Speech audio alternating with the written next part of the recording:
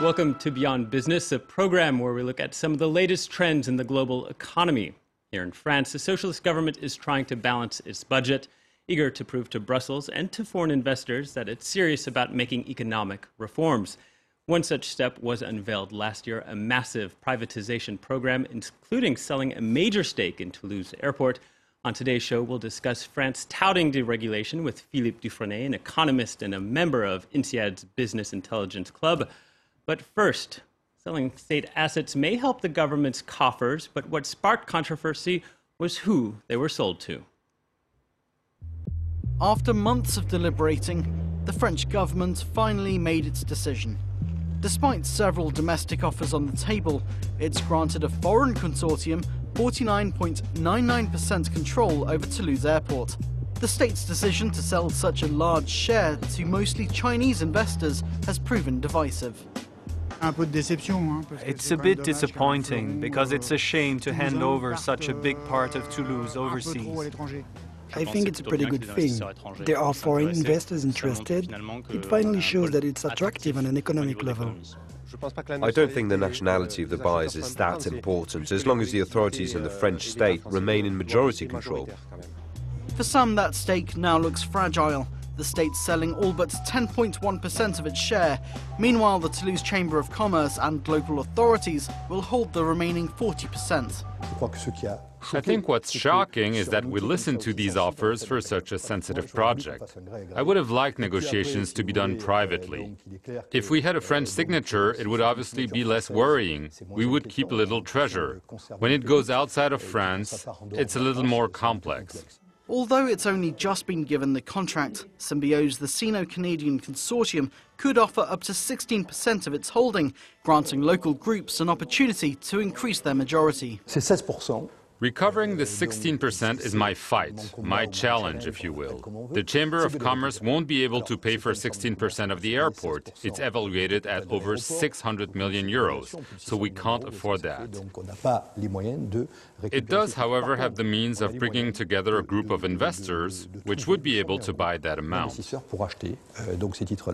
Among the potential local investors being courted by the Toulouse Chamber of Commerce, other regional authorities, bankers, even residents.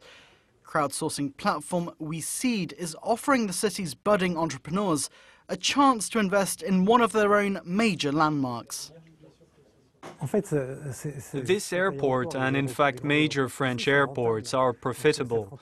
So I figured it's better for local French nationals who pay their taxes to benefit rather than large groups, whether they are from home or abroad.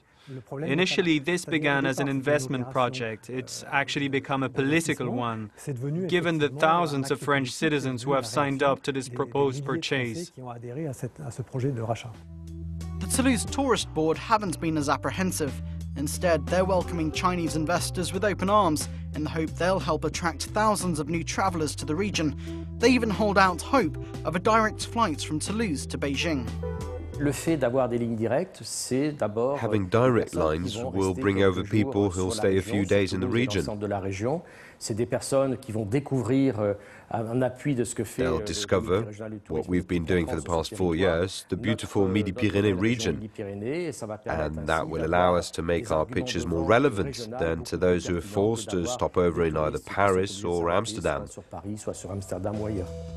Toulouse even has information leaflets printed in Mandarin, prepared to welcome its new visitors. Meanwhile, the town's budding investors sit patiently, waiting on Symbio's to live up to its end of the deal. Well, joining me now is economist Philippe Dufresne. Thank you very much for being our guest today. Thank you for having me. First of all, I'd like to ask, some of these critics, they've voiced concerns about selling a large stake in a profitable airport like Toulouse. Others have said there might even be concerns of corporate espionage. Airbus's headquarters are nearby, and some say if the airport is in Chinese hands, where Airbus tests some of its planes, what could happen? Now, what would you say to some of these critics? Well, first, I would say that we're talking about not even 50% here, 49.9%.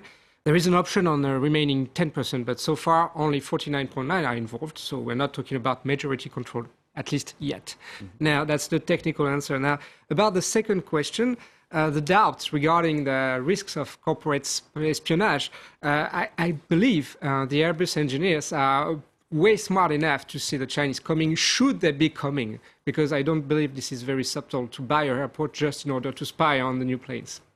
But we've seen Chinese investments in other airports around the world.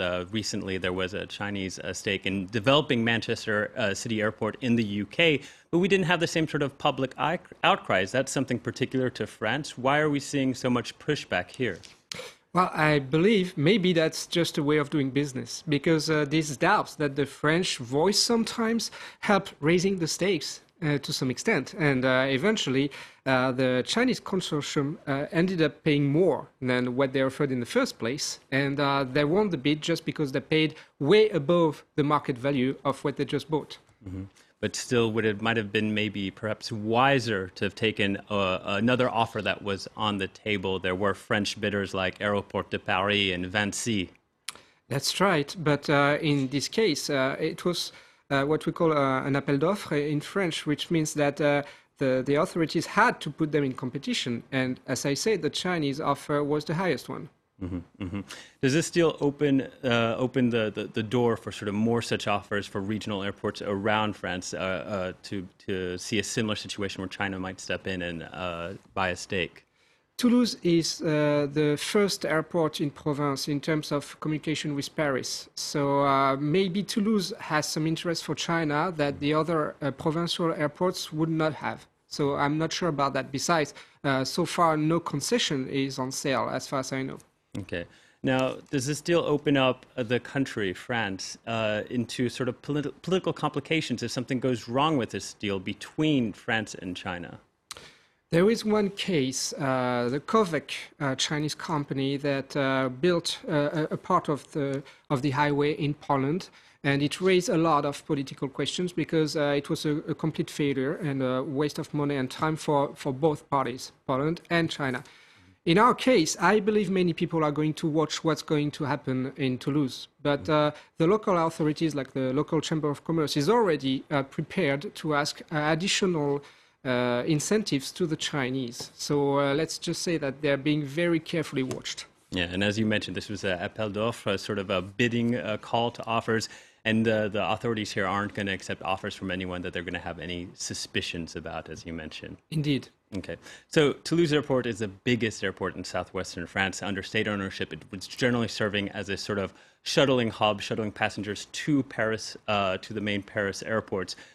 The new ownership says it would like to turn Toulouse Airport into a direct access where people can connect directly to other points in Europe and Asia.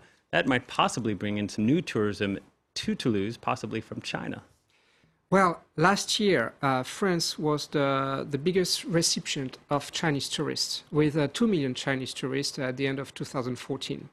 They were in competition with Italy so far, but they eventually made it to 2 million. Italy, a little bit less than 2 million. Germany and UK, for example, have way less Chinese visitors. So in this case, it's totally possible that the Chinese use Toulouse as a hub to channel more and more Chinese tourists into France, because as the Chinese government announced recently, there will be more and more Chinese tourists traveling. In our case, it can only be good in terms of investment and especially in terms of shopping. What is the fascination with Chinese tourists coming to France instead of the UK? Is it the wine? Is it the art? Is it the fashion? I don't know. I think UK is fascinating as well. It's just that the Chinese have this idea of France related to, Montmartre, the luxury, the Champs-Élysées, a nice walk next to the Seine. These ideas have been translated into brands. There is Rive Gauche de la Seine in Taiwan, which is very famous. They just have this idea that remains, maybe because the city of Paris has remained unchanged even throughout World War II. So this contributed to this image that the Chinese still have and want to make real now that they have the money for that. A bit like chasing a fantasy, perhaps. Also, there's Disneyland outside of Paris. That's Europe's largest tourist attraction the past year. I wanted to ask you, Economy Minister Emmanuel Macron had said France needs renovation and to open itself up. The government had said deregulation could yield 10 billion euros over the next 18 months by selling some of these state assets. But critics say foreign groups are taking advantage of France's weak economy. How do you view this situation? Is this good business? Is this bad business strategy for France?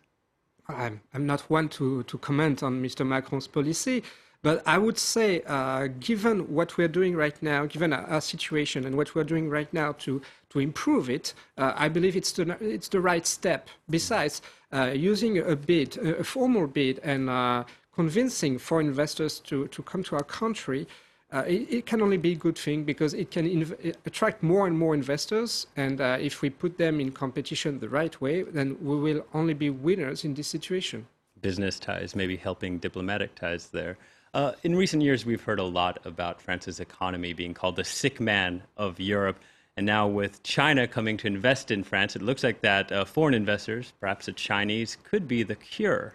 Do you think China has its eye on France, particular sectors that it wants to invest in? Yes, China has a policy that started in 1999. We call that the go-out policy or the going global strategy, depends on how you translate the Chinese words.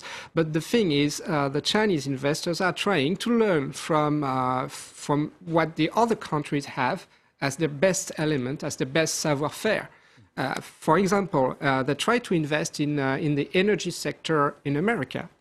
They invested in the raw materials, in the natural resources in Australia. And in France, it's still good we have something they want to invest in because they're interested in luxury and tourism, which are something we are apparently very good at. Sounds like China knows where it wants to put its money. Philippe Dufresne, thank you so much for being our guest today. That brings us to the end of this week's program, but tune in again next week when Beyond Business will be back again.